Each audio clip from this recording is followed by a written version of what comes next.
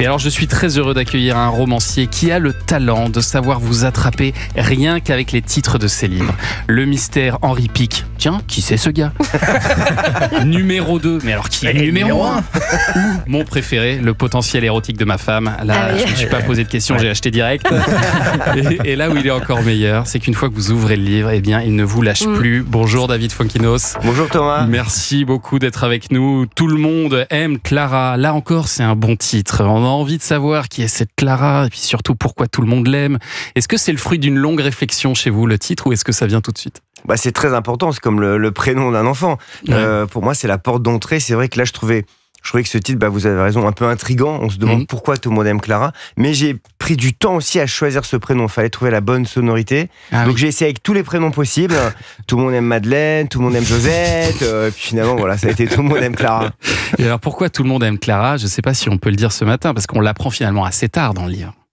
Oui, mais on peut le dire parce que évidemment il y a cette part d'interrogation qui est au cœur du livre. Ouais. Mais ce que j'aime bien, c'est de me dire qu'à la fin du livre, on comprend aussi le début, que toutes les choses finalement s'entremêlent. Et donc on peut parler du sujet principal. Enfin, un des sujets du livre, c'est justement cette jeune Clara qui a 16 ans, qui a un grave accident et après des mois d'hôpital se réveille avec des dons de voyance. Voilà. Et finalement, elle arrive à dire aux gens qui l'entourent ce qui va se passer dans leur vie. Elle ne peut pas le dire pour elle-même, en revanche, c'est la petite limite. Et alors, ce qui n'est pas dans le livre, mais qui permet de lire différemment cette histoire, c'est que c'est un petit peu la vôtre, l'histoire de Clara que vous nous racontez là, David Fonkinos. Vous êtes le seul journaliste qui raconte ce qui n'est pas dans le livre, quoi. Mais c'est vrai, je me suis rendu compte après coup, c'est d'une manière totalement étrange, c'est que effectivement, j'ai eu moi une grave opération à l'âge de 16 ans. J'ai passé des mois à l'hôpital et sans me rendre compte, j'écris l'histoire de cette jeune fille qui se réveille différente. Tout comme moi, après cette longue hospitalisation, je me suis mis à lire, à écrire. Donc la part intime et autobiographique, y compris dans les romans et la fiction, se révèle toujours quand je viens vous voir. C'était totalement inconscient ? Oui, vraiment, c'est vraiment à la fin que je m'en suis rendu compte. Cela dit, comme toutes les personnes qui ont été gravement malades ou qui ont frôlé la mort, on peut développer aussi une part un peu mystique. Et moi, j'ai toujours adoré la numérologie, l'astrologie, la voyance. Et c'est la première fois que j'aborde ces thèmes-là. C'est mon 20e roman. Parce que j'osais pas trop avant. Et pour moi, la part personnelle, c'est que je pense qu'il y a aussi un très grand lien entre l'écriture et la voyance. Oui, c'est la première fois que vous allez un peu vers l'ésotérisme comme ça. Vous croyez donc en la voyance, vous croyez aux forces de l'esprit? Je crois en beaucoup de choses. Oui. D'ailleurs, je cite aussi à un moment donné Patrick Modiano dans mon livre qui a écrit j'avais 20 ans, mais ma mémoire précédait ma naissance. Donc, sans partir dans des théories sur la réincarnation, je crois on peut être très souvent soumis comme ça à des étrangetés qu'on ne comprend pas, aller dans des lieux qui nous semblent familiers. Certaines personnes aussi, dont on a immédiatement une forme de connivence.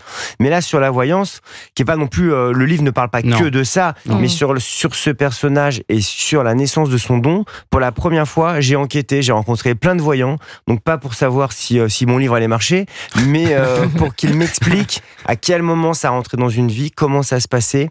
Et il y avait aussi, dans les témoignages que j'ai pu recevoir, cette part de difficulté, quand subitement vous avez des flashs, y compris pour des personnes qui ne viennent pas vous voir.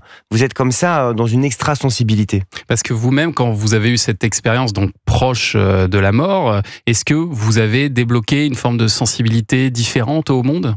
Moi, total, puisque j'étais un adolescent qui n'aimait pas lire, j'étais pas du tout dans cette énergie-là, et c'est vrai que après la longue hospitalisation, la rencontre avec la mort, c'est vrai que ça a déverrouillé ma sensibilité. Je me suis mis à aimer d'une manière obsessionnelle la beauté, à aller dans les musées, à lire, à écrire, sans penser qu'un jour je deviendrais écrivain, mais le roman qui a un petit peu changé ma vie, c'était le 8e roman, c'était La délicatesse. Ouais. Et j'ai eu le sentiment que La délicatesse, je l'ai écrit très rapidement. On me demandait tout le temps d'où venait cette histoire entre une veuve et un Suédois dépressif.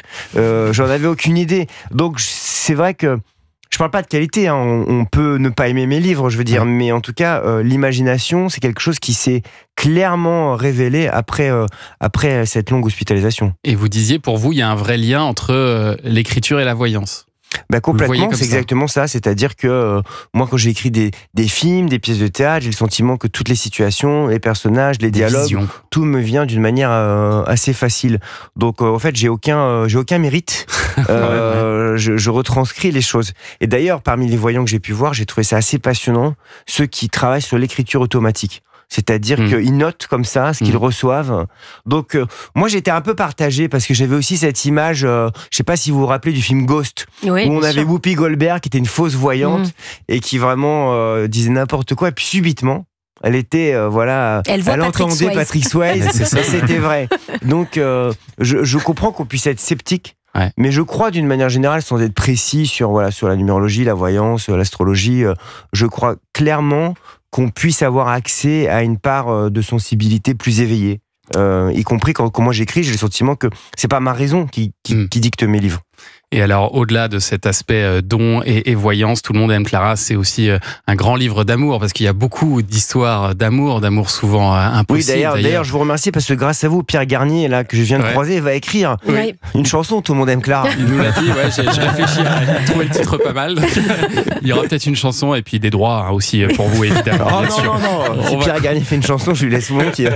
On va continuer. Mais vous avez raison, il y a beaucoup d'histoires d'amour dans le livre. Mais oui, on va en parler dans un instant. On va continuer à découvrir ce livre et puis on va parler sport aussi avec Sacha Nokovic. Qu'est-ce que vous avez prévu ce matin, Sacha ? Un documentaire sur une légende du sport des années 30.